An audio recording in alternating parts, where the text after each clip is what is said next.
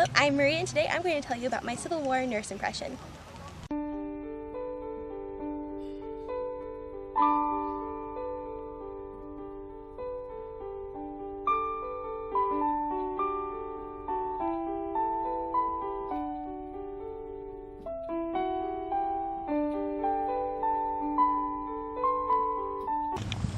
Alright, so I'm wearing what I consider to be my nurse's uniform. I have my long apron with a pin-up bib. I'm wearing a dark colored dress so that the blood doesn't show if it gets on my dress. And I'm wearing my headscarf head covering, which is basically a tea towel tied into a scarf formation on the back of my head. Here I have my hospital tent set up. It looks very much like the ones that they had at Gettysburg, which you can see here. This is a photo from Gettysburg. Here's a photo of an amputation that was done at Gettysburg. So how you do an amputation? Let's say I got shot here. The caliber of the weapon is such that the bone is shattered. There's no hope of saving it. If the Civil War was fought today with the same type of weapons, there would still be the same number of amputations. So let's say I got shot here. We're going to amputate below my arm. They'll, do the tourniquet to cut off the blood flow, and then we are going to begin the surgery. So you're going to take a scalpel, you're going to go all the way around the arm in one circular motion, pull back the skin, you're going to reveal the bone and muscle tissue. At this point, if you have time, you might go through and thread off the capillaries. Sometimes you might not have time to do that, so then you are going to take the saw, which gave the doctors the nickname Sawbones, saw through the arm,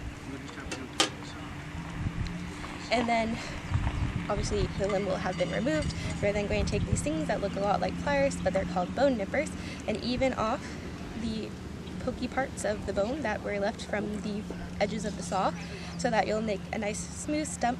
You'll then pull the skin back down. If the doctor is up to the latest technical surgical things, he might fold it into what looks like almost like an envelope, so it'll be like a little triangle. Your arm or your stump is then going to look like an envelope almost, and then they will sew it shut with a curved needle. If you're able to survive the amputation or other surgeries that were performed, the main one being an amputation, then you might get to ride an ambulance that would take you to a train that would take you to a hospital, which looks like this one. This is a hospital in Washington, D.C. As you can see, there's some female nurses here in the back.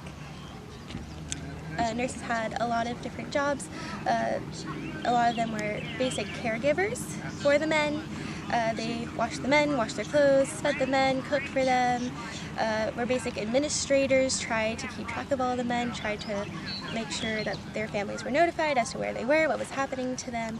They would write home for the men, read to the men, pray with the men, talk with the men, try to entertain them and keep their spirits up, and basically just be there for them in their time of great suffering.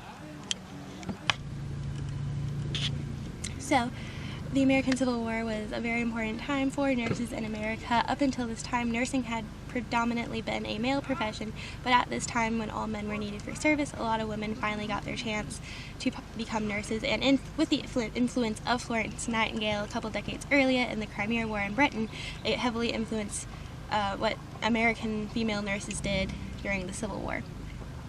So, the American Civil War was really the first war where nurses were officially recognized by both governments, the Confederate and the Union, and they were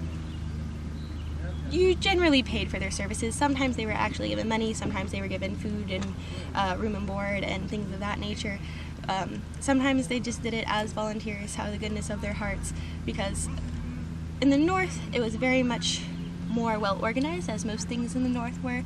You had Dorothea Dix, or Dragon Dix, because she was a woman of great fortitude and she was going to do things her way by the book that she wrote. And she wanted women who were over 30, married, and homely looking. So you had to meet at least those three qualifications to be a nurse for Dorothea Dix.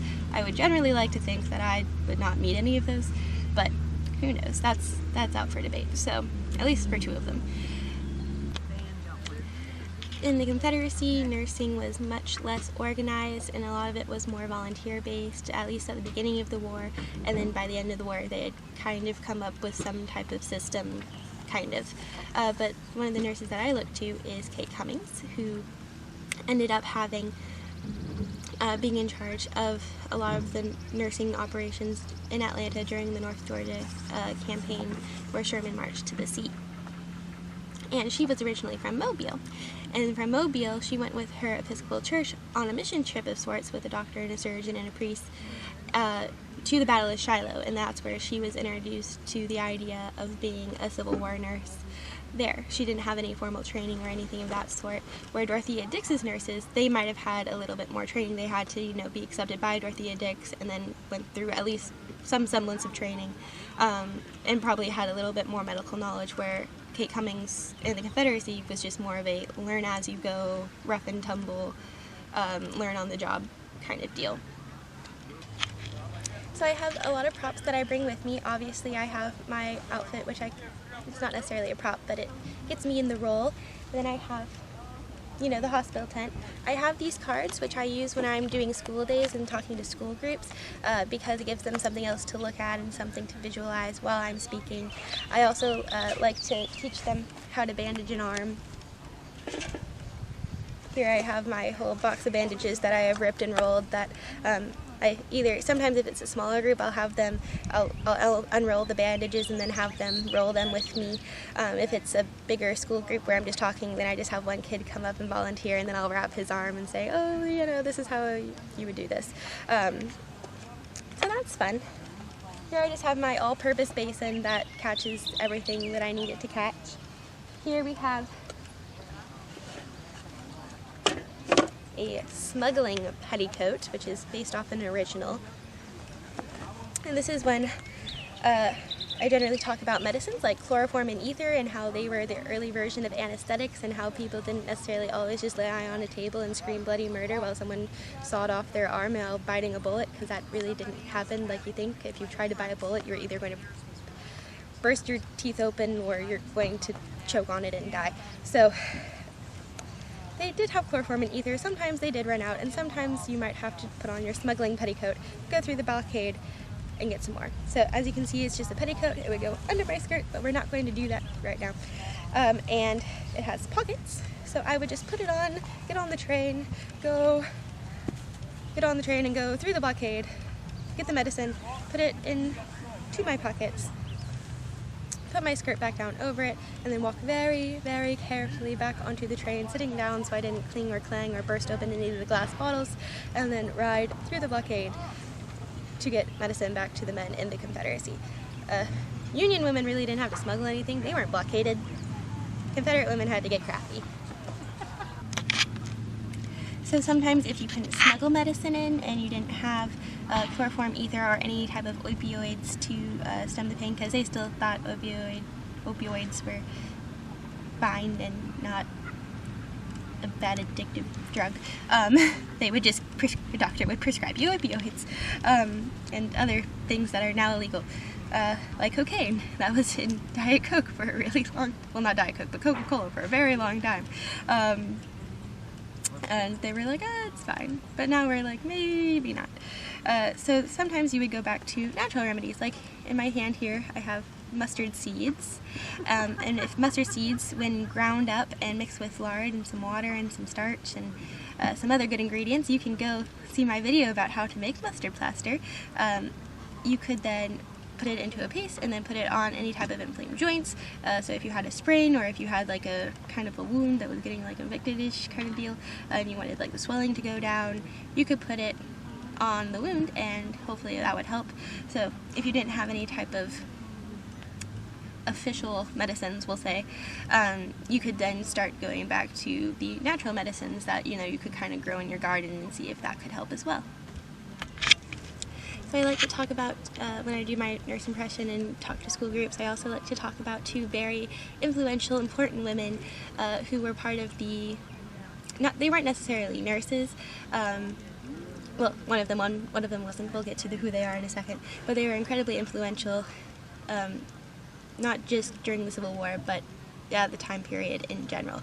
So the first one of those is, you probably heard of her, Clara Barton, the angel of the battlefield. She was the hero, the literal angel, saved the day at the Battle of Antietam because she drove her team all night to get to Antietam because the Union troops were going so fast. They got to the where they were having the battle before the Union supply trains could even get there. So the only medical supplies that they had were the ones that she had personally collected and personally brought with her team.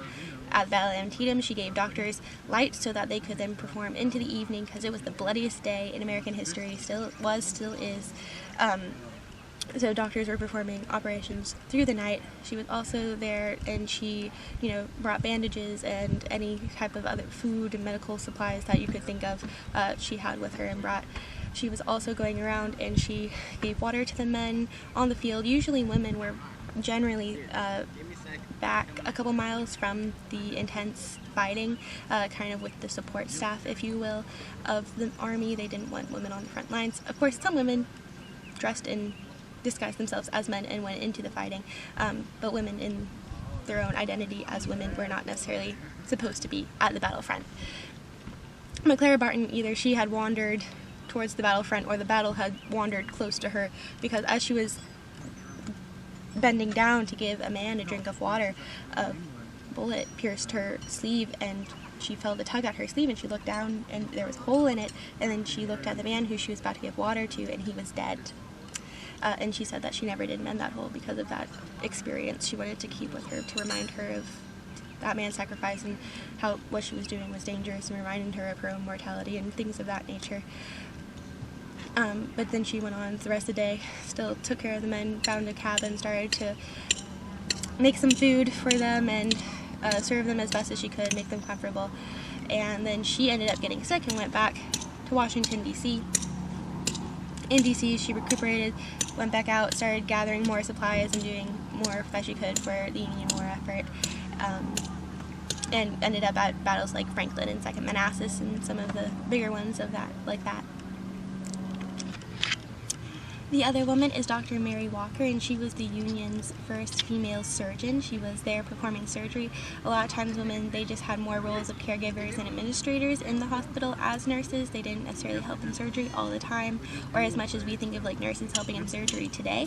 But obviously, Dr. Mary Walker was a surgeon. She was there performing surgery on people in her own right by herself, and she actually was awarded the Congressional Medal of Honor for her service to the Union, but then after the war they took it back from her because they didn't think she had earned it or deserved it. There were lots of questions. Could they give it to a woman? Was she part of the Union Army? Anyway, it was rescinded, but she continued to wear it because she believed that she had earned it, and then after she died, they awarded it back to her posthumously. But she was a really cool lady. She wore reform dresses while performing surgeries, which is a bloomer dress that has a skirt to your knees, and then it has bloomer pants under it. And then as she got on later in her life after the war, sometimes she would just wear a suit, like a men's suit. So that is a little introduction to my Civil War era nurse impression. I could probably talk your ear off all day about all of the amazing women who served as nurses during the Civil War. Louisa May Alcott served as a nurse during the Civil War. She ended up writing hospital sketches in Little Women.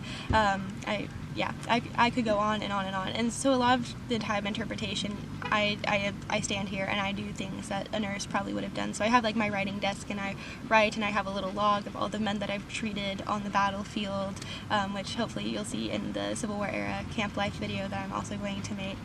But it's things like that, and this knowing so much information so that if someone comes up to me with a question, I can answer it. That I can tell them, well, more people died of infectious diseases during the Civil War and from infection that was caused from either surgery, because they didn't know about germs at this point, than battlefield wounds.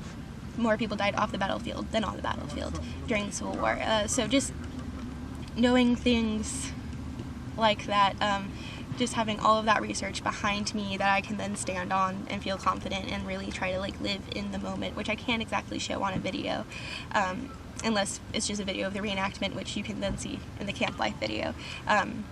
So I hope you go watch the Camp Life video. I'm not sure if I've posted that already or not, or if I haven't, I will soon. So please subscribe. We're very close to 1,000 if we haven't hit 1,000 yet. Right now we have not, so I would still like to hit that mark. That would be wonderful.